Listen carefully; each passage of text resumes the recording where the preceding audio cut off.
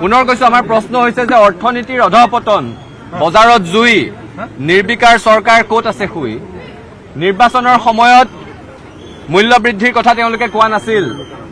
এতিয়া দুখন বহিঃৰাষ্ট্ৰৰ মাজত হৈ থকা যুদ্ধৰ দোহাই দি দেশৰ প্ৰধানমন্ত্ৰীৰ পৰা আৰম্ভ কৰি ৰাজ্য চৰকাৰসমূহলৈকে সকলোৱে দাম বৃদ্ধি ৰোধ কৰাত নিজৰ বিফলতাক এই যুদ্ধখনৰ দোহাই দি হাত সাৰিব বিচাৰিছে, যিটো সহ্য কৰা নহ'ব। অসমৰ মানুহৰ মূৰত এতিয়া দাম বৃদ্ধিৰ মাধমাৰ সধুৱা হৈছে। এনেকুৱা কোনো বস্তু বজাৰত নাই যাৰ দাম অবাধে বৃদ্ধি হোৱা নাই। অত্যাৱশ্যকীয় সামগ্ৰীৰ পৰা আৰম্ভ কৰি চাউল, দালি, মিঠাতেল, আলু, পিঁয়াজ, গাখীৰৰ পৰা আৰম্ভ কৰি সকলোৰে দাম বৃদ্ধি হৈছে। বাণিজ্যিক চিলিণ্ডাৰ, এটা বাণিজ্যিক চিলিণ্ডাৰৰ মূল্য ৩,০০০ অতিক্ৰম কৰিছে, ইতিহাসত নোহোৱা নোপোজা ঘটনা। আৰু ৩,০০০ টকাৰ বাণিজ্যিক চিলিণ্ডাৰ কিনি সৰু সৰু চাহৰ দোকান, হোটেল, ৰেষ্টুৰেণ্টৰ ব্যৱসায় নচলা হৈছে, সেইবোৰ বন্ধ হোৱাৰ উপক্ৰম হৈছে।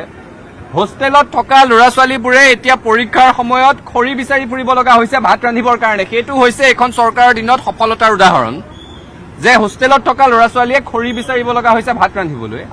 জীৱনদায়িনী ঔষধৰ পৰা আৰম্ভ কৰি সকলো দৰৱৰ দাম বৃদ্ধি হৈছে।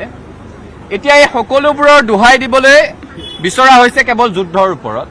পেট্ৰল ডিজেলৰ মূল্য বৃদ্ধি ৰোধ কৰিব পৰা নাই। এসপ্তাহত 4বাৰকৈ পেট্ৰল ডিজেলৰ মূল্য বৃদ্ধি হয় আৰু প্ৰধানমন্ত্ৰীগৰাকীয়ে দেশবাসীক এতিয়া আহ্বান জনায় যে সকলোৱে ব্যয় সংকোচন কৰিব লগা হয়। আমি মোদী ডাঙৰীয়াক ধন্যবাদ দিব বিচাৰিছো যে তেওঁৰ সদিচ্ছাৰ কাৰণে অৰ্থনৈতিক ভাণ্ডাৰ ৰখাতলৈ গ'লেও অসমৰ ভাৰতৰ মানুহৰ ইংৰাজী শব্দকোষৰ ভাণ্ডাৰ চহকী হৈছে।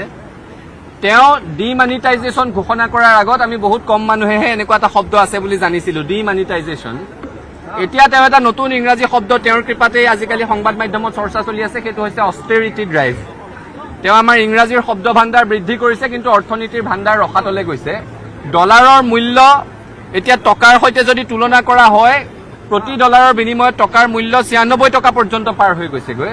অৰ্থাৎ অৰ্থনীতিৰ অধপতন ঘটিছে। আৰু যে প্ৰধানমন্ত্ৰীগৰাকীয়ে এতিয়া মিঠাতেল কিমান দিব লাগিব, গাড়ী ব্যক্তিগত বাহন ব্যৱহাৰ কৰিব লাগিব নে কাৰ পুল কৰিব লাগিব, এইবোৰ যে ৰাইজক আহ্বান জনাই আছে, আমাৰ বুনিয়াদী প্ৰশ্নটো হৈছে যে ঠিক আছে, ৰাইজে দেশৰ স্বাৰ্থত মিতব্যয়িতা অৱলম্বন কৰিব, ব্যয় সংকোচন কৰিব, কিন্তু এই কথাবোৰ 5খন ৰাজ্যৰ নিৰ্বাচন চলি থকাৰ সময়ত প্ৰধানমন্ত্ৰী কিয় মনলৈ অহা নাছিল?